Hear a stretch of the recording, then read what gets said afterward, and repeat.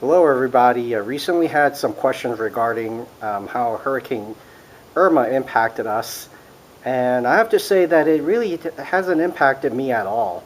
Well, as much, with the exception of air conditioning, can't cook on electric stove, and the refrigerator. However, I had plans for that, so none of the food spoiled. But everything else was taken care of by these battery packs. These battery packs are cyber power, and they are 1500 volts. And what is nice about this is that I actually have 3.5 of these, or actually 3 of these, and I have a smaller battery pack as well, so it's 3.5.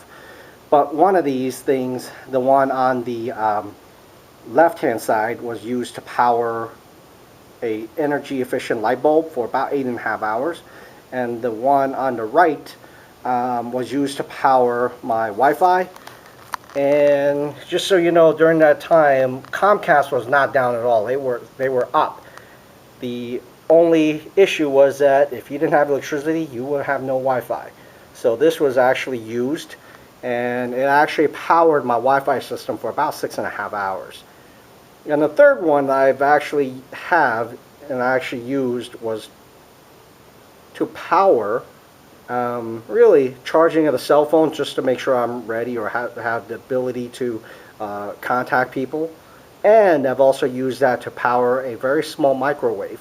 One of the microwaves that I actually have is very small, kind of like a college size, and they were really within, from a voltage perspective, it was well below what this battery could offer, so I actually had hot food during the time. So with that said, this was actually a very good setup. I think during if any issues ever happen in Atlanta, I will be actually okay for about a day and a half of these power packs. And when it is not being triggered, meaning that we still have very good power, this actually acts as a surge protector in case there was a power spike. It will not fry my system. As you can see, I have the systems all tied in here.